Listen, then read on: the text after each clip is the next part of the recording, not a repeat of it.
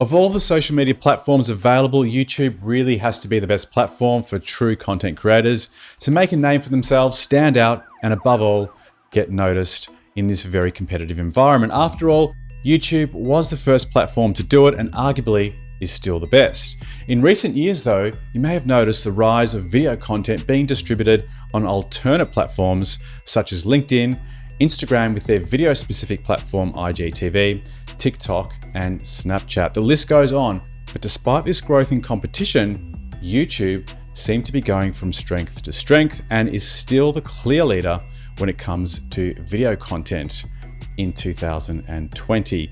What was really surprising to me though was the massive $100 million deal that Joe Rogan just signed to publish all of his long-form podcast content, video and audio exclusively to Spotify by the end of 2020.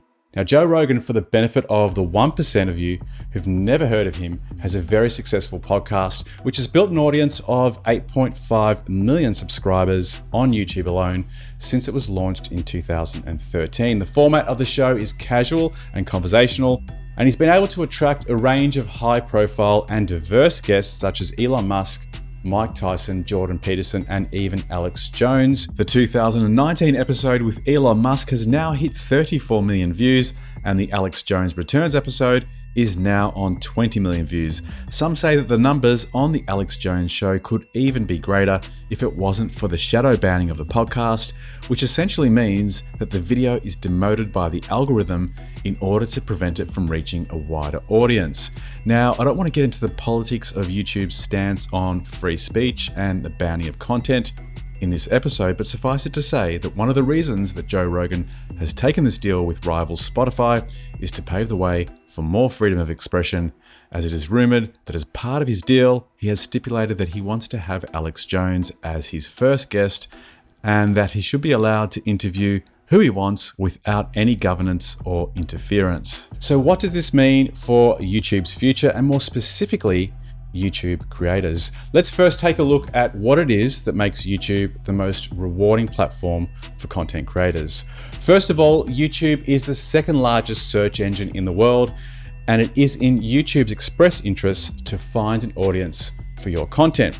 It does this by analyzing the keywords in your title and description of your content, gathering metrics about the watch time of your videos, assessing the engagement on each of your videos from the like count to the comments, and then proactively pushing out your videos to viewers who are looking for your type of content. And the best thing about it is that it's all free. Whether you're a small channel or a larger, more established YouTuber, if your content resonates, it will find an audience. In addition to this, YouTube have other ways to promote your content by serving up videos as suggested videos in the side panel and at the end of other video content created by all of the YouTubers on the platform.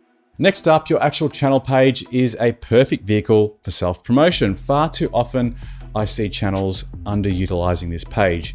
If you want to get the most out of this marketing opportunity, you need to ensure that you create unique banner graphics, create a visually appealing profile picture, fill in the About Us section with your mission statement, add an email address for business contact inquiries, add links to your other social media profiles, and most importantly, make sure you create playlists so that your videos are organized into categories that make it easy for your channel subscribers to navigate to subsets of your content on your channel. The other thing that a lot of people don't know about is the ability to add featured content that appears just under the banner for new visitors to your channel page and returning subscribers. You can access this in the customized channel section of your account.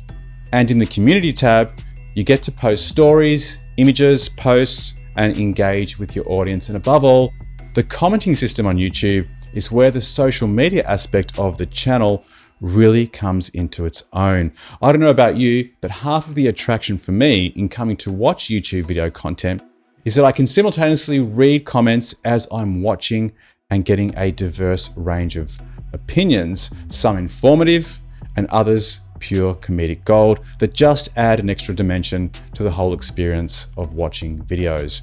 And finally, YouTube's partner program, which allows you to monetize your videos by earning a portion of revenue from ads that are placed on your content, is unparalleled. Even though platforms like Facebook, Instagram, and now Spotify have similar programs, the barrier to entry is often higher, requiring a much larger subscriber base and more views on your content in order to be eligible. So when you look at all of these features that have evolved on the YouTube platform over the last 10 years, you can see why YouTube really is still the place to be for most content creators looking to build an audience and leverage the free range of marketing tools integral to the platform. When it comes to megastars such as Joe Rogan, he's already built such a huge following that he'll be sure not only to bring across his fan base from YouTube to Spotify, but also continue to expand and find a new audience. So in summary, because of the built-in marketing tools and extensive audience, I think that YouTube is still the go-to place for video content online and will probably remain so for many years to come before any of these emerging platforms take away a significant amount of market share, certainly when it comes to long-form video content. That's my opinion anyway. Let me know what you think about this big move by Joe Rogan and the direction that YouTube is taking and the up and coming competition. Put your comments in the comments box below. See you on the next one. Bye for now.